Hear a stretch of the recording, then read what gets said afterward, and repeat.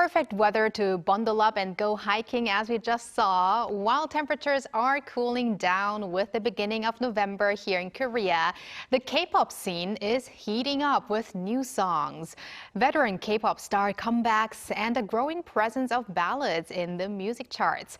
Let's talk about the latest K-pop trends with our K-pop expert, Jeff Benjamin, who is now connected with us. So welcome back, Jeff. Hi, Jeff. Hello, thanks for having me. Happy to see you back. Now, Jeff, it's hard to tell when the best time for a song release or a comeback is because everyone seems to be busy in the K-pop world. But how is the K-pop lineup looking in the month of November? Yeah, well, November is an interesting time because it's not quite the end of the year, right? But it's kind of your last chance to really make an impact on the scene, right? Right now, everyone is getting ready to think about what was the best of the year, what came out this year, who made the most impact. Soon enough, especially in Korea, there's going to be a lot of year-end award shows. So these are kind of like artists' last chance to really make that impact, really get on people's radars, and also give a lot of great promotional opportunities. It's also a lot of big stages that are coming. There's a lot of big award shows.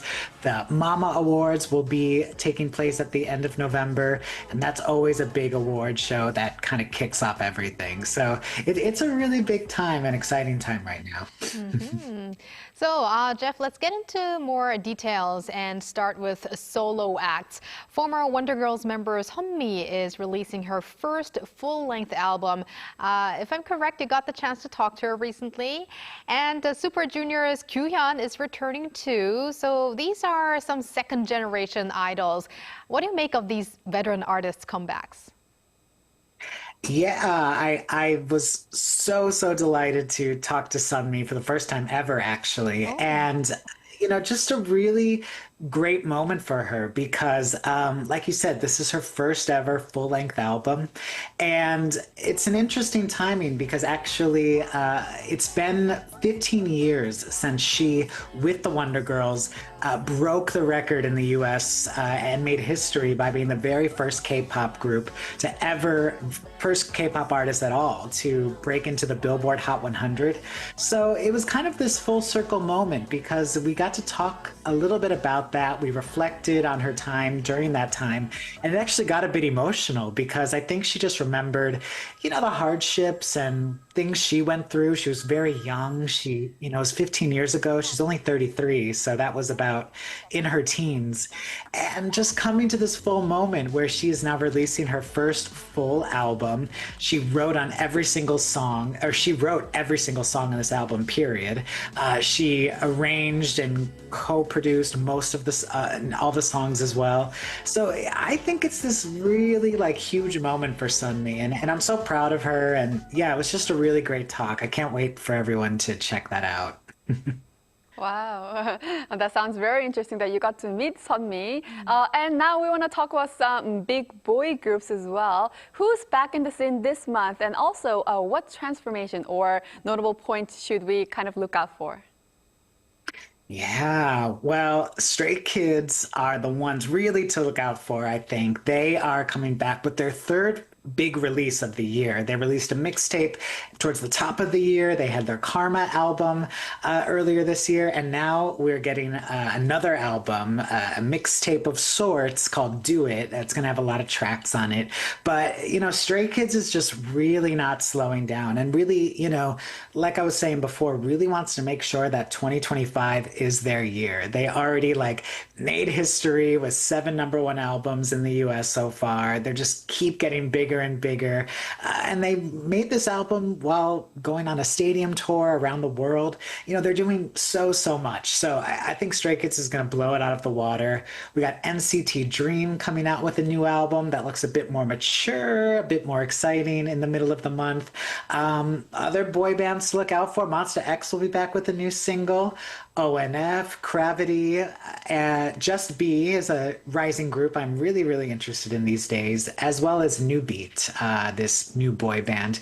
And I don't know if you can call them, they are a male group, but the virtual idol group, Plave, will also be making their comeback. And I'm super excited for that one as well. Wow, it definitely will be a packed November with K-pop. Sure, it is.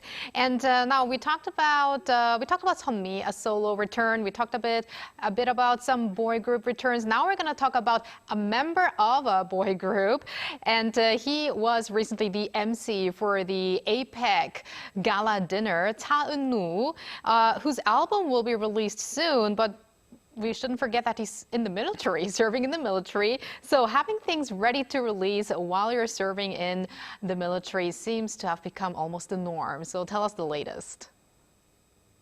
Yeah, definitely. I was kind of surprised to see him, but very delighted to see him at the Apex Summit.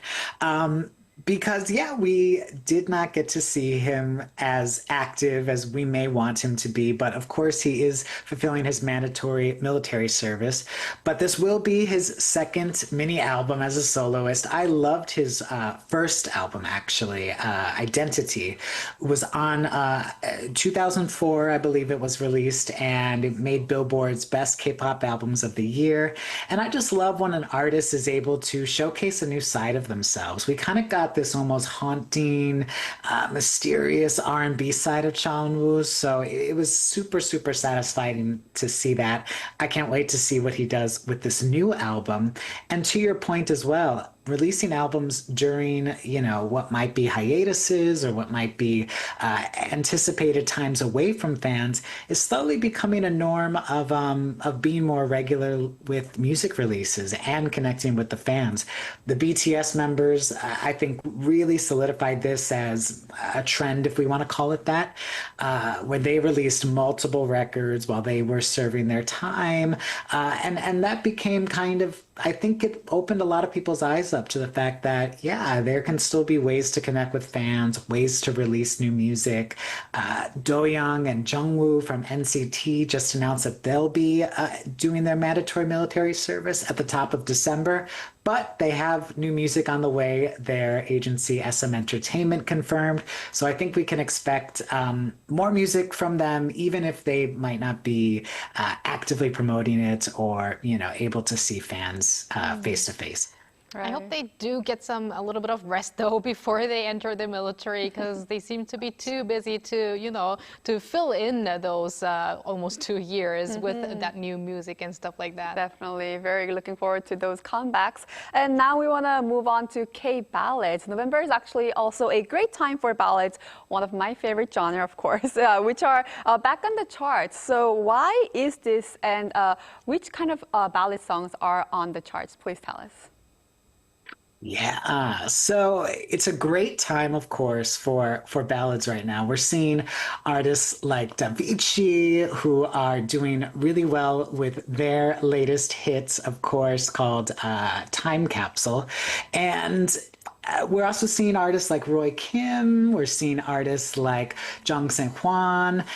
Many of these kind of big performances. And, I don't want to go too far, but I have this theory personally that with the success of K-pop Demon Hunters and of course the song Golden, I just feel like a lot of artists these days, especially Davichi with this new song of theirs, I really feel like artists are really trying to show that they are here as vocalists and really want to make a great vocal moment.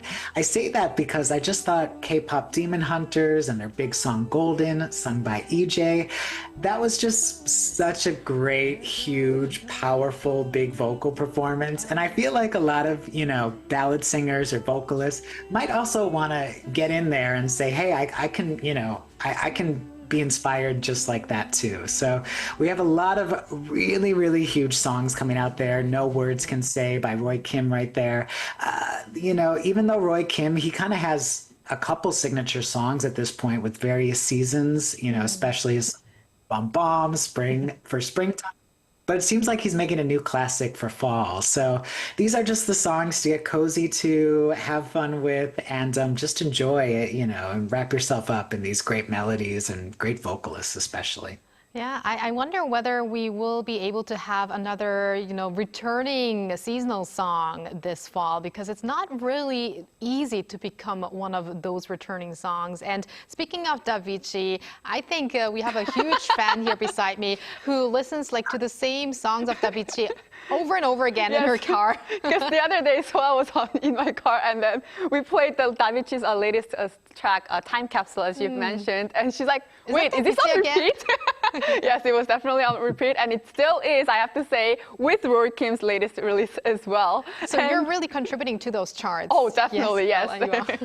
Definitely. And also these days, I see that, the music videos and also social media challenges are just as important as the music itself. Are there any notable promotional or marketing strategies that you're seeing lately? I know with Taonu's latest release, I saw a promotional video this morning that was like kind of a concept of Taonu calling his fans and saying, "Hi, I'm Taonu. I'll be back on the track," or whatever. Right. So those are kind of like the unique way of promoting videos. So what do you see in these trends? Yeah, I think you nailed it. Anything that you can kind of deliver something a little unexpected or, maybe a new way of interpreting your song is always really kind of exciting to fans, and it's very refreshing. Of course, we love to see, our favorite idols linking up with one another and doing dance challenges or, trying out their songs like that. But I'm always kind of I guess I'm always a bit more interested, right? If someone finds a really unique way to kind of reinterpret their song or have fun with it or take an unexpected trend and make it their own in that way. Something that I thought was really, really funny but really clever was Lily from NMIX. Recently, she was singing along to a song by GOT7, I believe, called If You Do. And I didn't know this, but there is a female speaking in the song, and they do have an Australian accent. And little did I know, but I guess it was Lily in it. Oh. And she kind of, this song I think is 10 years old at this point. It came out in the fall of 2015, I believe.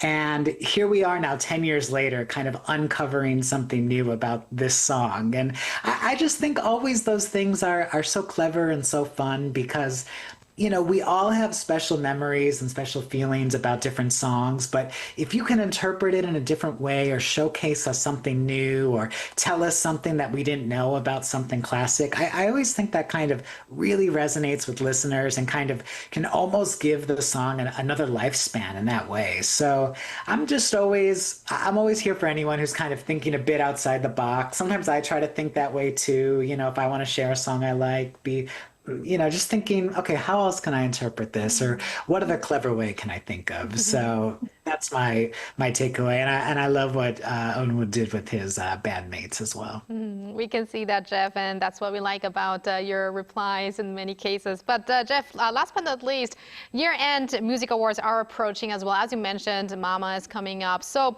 how will these comebacks this November impact the year-end competition in the K-pop scene, as well as maybe even the direction of K-pop for next year?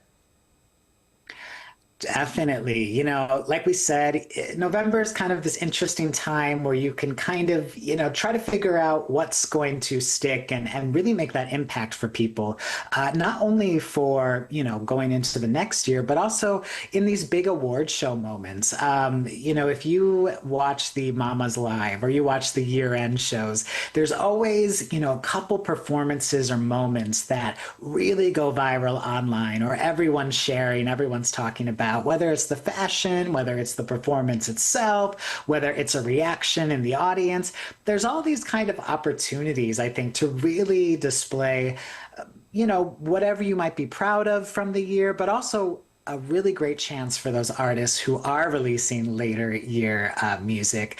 And you can just kind of make an even larger impact in that way.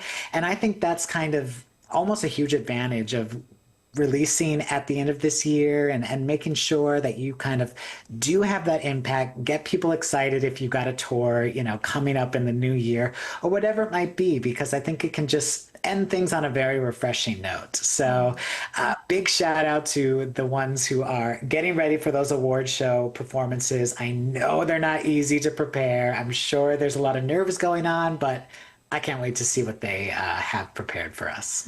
Same here. Can't wait for that celebrative mood coming up. And thank you, Jeff, as always, for that. Always great talking to you. And have a wonderful month of November filled with K-pop, of course. Thank you, Jeff.